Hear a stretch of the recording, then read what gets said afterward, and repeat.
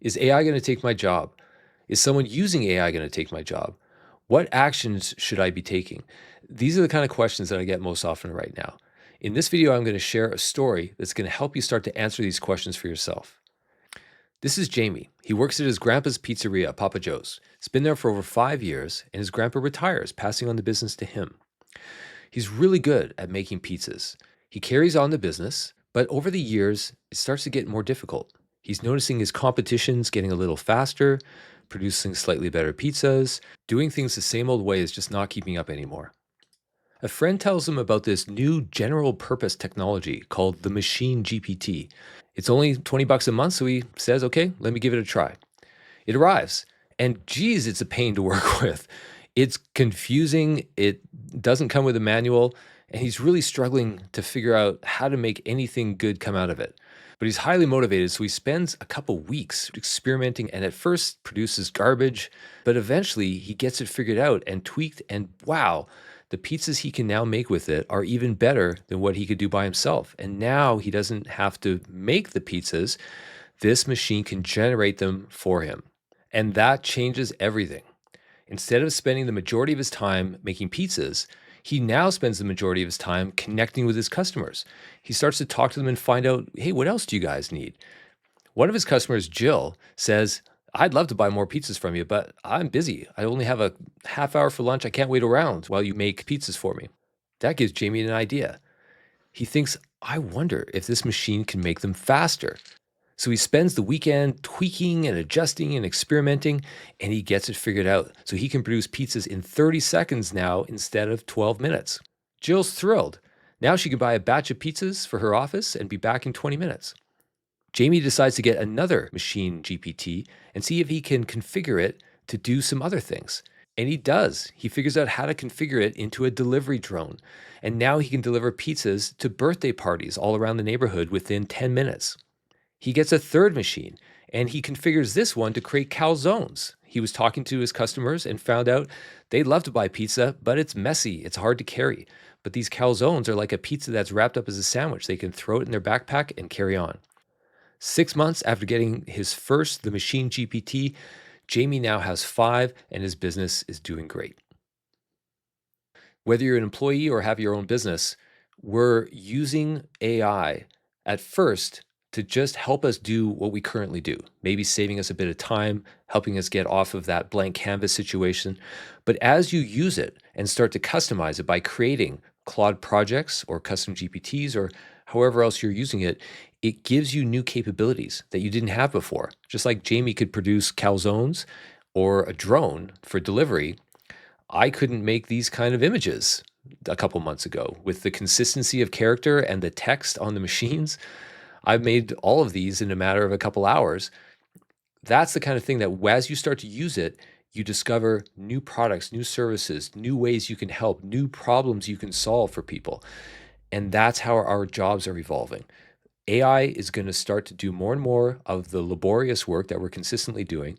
At first, we're going to customize and train the AI to do a lot of that work for us. But that doesn't put us out of a job. It allows us to kind of move up the ladder and start to spend our time looking outwards as to, okay, what do people need? And the world is never going to run out of things that people need. So as AI starts to eat our job, that's actually okay as long as we are kind of moving up the ladder, training AI to do the laborious work that we were doing, and then starting to look for, okay, if AI is handling that part, what other problems, what other products and services, how can I help in other ways? And using AI, leveraging AI to go in that direction. But you've got to start to understand AI. What's it capable of? How do I use it? The best thing you can do for that is to build what's called an AI command center. Originally got this idea from Jonathan Mast. It's what takes you from 0 to 60 in the world of AI in a matter of a week or two rather than several months. Here's roughly what it looks like. At the top, I have what's called my commander. This is the AI that I give the universal information about me. I tell it my strengths and weaknesses, my business goals, my ideal client, my products and services, all the things it needs as a general overview of what do I do in my work. Then I create these specialist GPTs. Each one of these guys is designed to do a very specific job. So I've got an online community that I'm building that I need some help designing and brainstorming. And so I've created this custom GPT called my Community Growth Specialist. And I've given that a 152-page ebook that I purchased, which it draws upon in order to give me the advice and the guidance and do the work for me that I want it to do.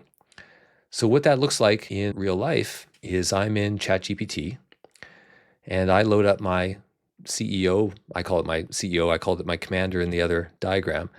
And it has all that global information about me and my business. And then what I can do is if I hit the @ symbol, I can call in my community growth specialist. And now I can talk to it. And it has both all the information about me and my business and the information that this specialist has at the same time.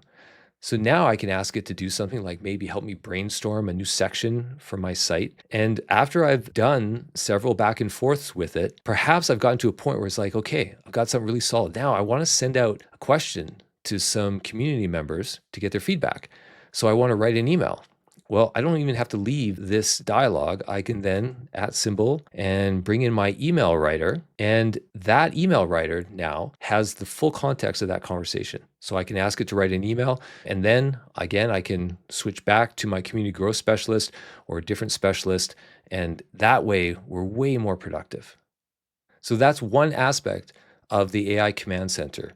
But what I also have in here is quick links to all the various tools that I commonly use, image generation, I've got video generation. And with all of these super quick to access all together, I'm slowly building out almost like a NASA mission control center. It's extremely effective, it's very productive, and it eliminates a lot of the overwhelm and clutter, the stress of where are all these different tools, how do they fit together? It keeps it all organized and in a place that makes you highly productive. If you'd like help getting set up with your own AI command center, that's something I specialize in. There's a link in the description below. It takes less than an hour to get you initially set up.